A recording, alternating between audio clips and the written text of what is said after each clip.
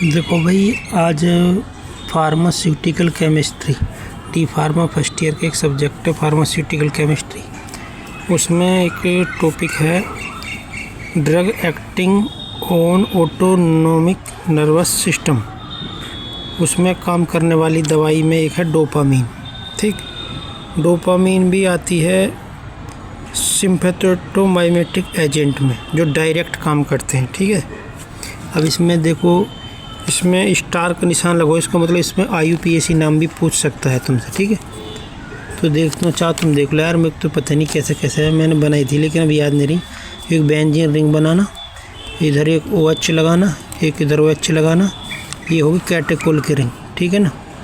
अब कैटेकोल की रिंग में इधर देखो, इधर ये लगाना, 2 बार CH करना और बाद में NH2 एमीन ग्रुप लगा देना। ठीक, और फिर इसको देखो नंबर कर सकते हैं हम यहाँ से 1 2 3 4 5 6। ठीक, ये 6 रिंग की बेंजीन रिंग हो गई।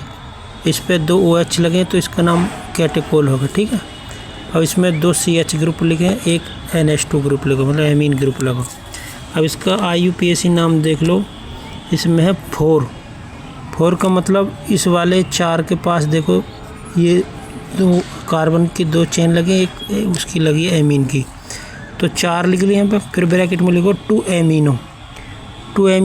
क्योंकि 1 2 CH जो है, जो दूसरा वाला है उस पर एमीन ग्रुप लगा। ठीक है, इसलिए इसमें लिखो 2 एमीनो इथाइल। इथाइल क्यों लगा?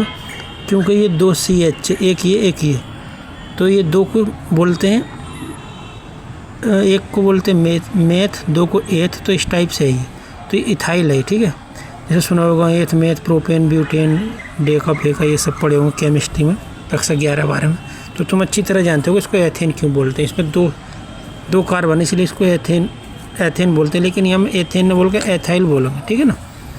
फिर आगे लिखा है बेंजीन क्यों बोलेंगे? क्योंकि इसमें ये एक बेंजीन रिंग लगी हुई है। ठीक है ना। ये इसको फिनाइल भी बोल सकते हैं,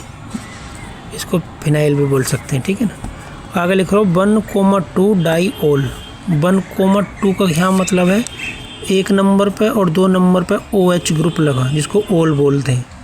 ठीक है ना, तो इसलिए इसका नाम दोबारा देखते हैं। 4 मतलब कि 4 पे ये, 2 पे एमिनो, 1 2, ये दूसरे कार्बन पे NH2 लगा तो एमिनो।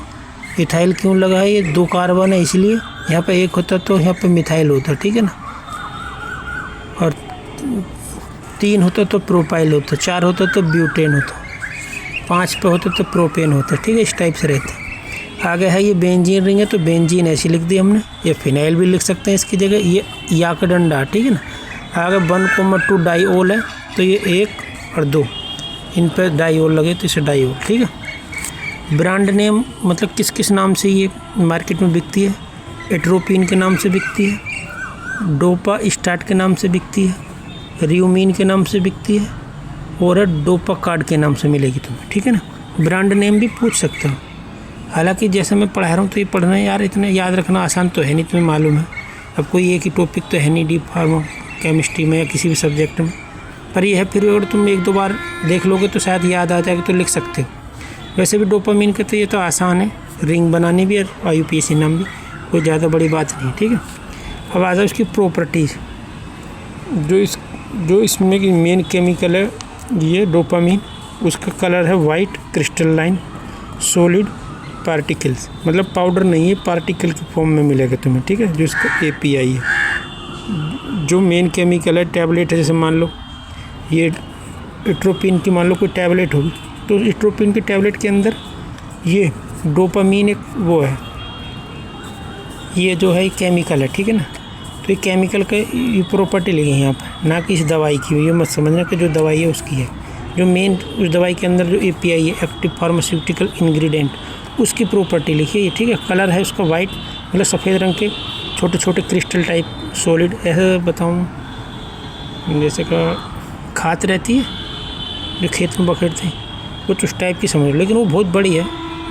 ये तो बहुत बारीक है, पर मैं एक समझाने के रूप में बता रहा हूँ। ठीक है ना। ये है ऑर्डर का मतलब उसकी सुगंध कैसी होगी, स्लाइट ऑर्डर, हल्की उसमें सुगंध आ सकती है, बदबू कह लो उसको, जो भी कह लो। और ऑलमोस्ट ओडरलेस।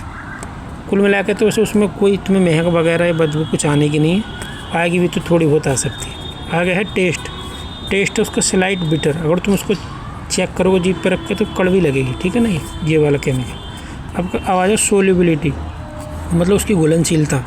ये है freely soluble in water and alcohol, मतलब इसको पानी में एल्कोहल में डालोगे तुम एकदम घुल जाएगी, ठीक है ना। इन यू लिखे ना INSOL और आगे पॉइंट से लगाए, इसका मतलब इंसोल्यूबल। किस किस में इंसोल्यूबल है? ईथर में, पेट्रोलियम में ना, ईथर में, पेट्रोलियम ईथर में, और CHCl3 ये है, इसको बोलते हैं क्लोरोफॉर्म, ये है बेंजीन। इनमें ये नहीं घुलेगी, ठीक है ना। अब आ जाओ स्टोर्ड। इसको स्टोर कैसे रखना? Store in 20 degree centigrade under desiccant condition. Desiccant condition होती है, मैं क्या बताऊँ, जैसे कि चैनी खैनी कभी देखिए उस, या ये कभी कभी ये कोई UPT किट आती है, उसके साथ में एक बैग टाइप का आता है, उसमें एक चूरन जैसा कुछ भरा रहता है, ठीक है ना, जो उसको सुरक्षित करके रखता है। उसको एक तरीके से तुम डेसिकेंट समझो, ठीक है ना। तो उस डेसिकेंट कंडीशन में इसको रखना। सिलिका बैग, देखो इसमें लिखा भी आगे सिलिका बैग। जहाँ भी डेसिकेंट आ जाए वहाँ समझ लो कोई पाउच टाइप का रहता है, उसमें एक बालू जैसी कुछ केमिकल भरा रहता है, ठीक है ना। उसमें सिलिका है, या इसमें तो सिलिका तो और अलग अलग चीज़ में अलग अलग मिलेगा तुम्हें, ठीक है ना। इन एयर टाइट कंटेनर का मतलब है जिसमें हवा ना जाए, ठीक है ना। अब इसके यूज देख लो। For correction of hemodynamic imbalance. Hemodynamic imbalance अगर बिगड़ रहा है किसी का तो उसमें यूज कर सकते हैं।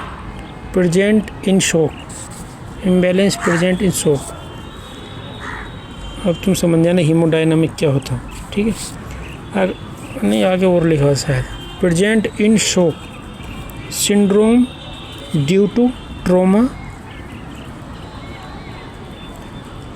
ट्रॉमा ओपन हार्ट सर्जरी में, और एंडोटॉक्सिन में, सेप्टिसीमिया में, रीनल फेलियर में, और कंजेस्टिव हार्ट फेलियर में, ठीक है। इनमें इसको यूज करते हैं।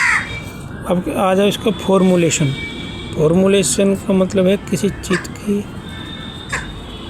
किस किस रूप में बनाई जाती है, ऐसे समझ लो इसको, ठीक है ना। तो एक तो डोपामीन के नाम से ये, एक है डोपामीन हाइड्रोक्लोराइड सॉल्ट, ठीक है ना।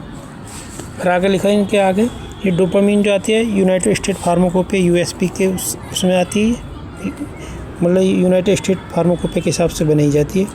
और जो ये डोपामीन HCl है ये भी USP के हिसाब से बनाई जाती है। बस ये तो ये इसके बारे में इतनी भी लिख दिए तो तुम्हारे नंबर तो कन्फर्म है भाई साहब, ये मान के चलो। अब वीडियो करते बंद, आगे कोई और टॉपिक बताऊँगा, ठीक।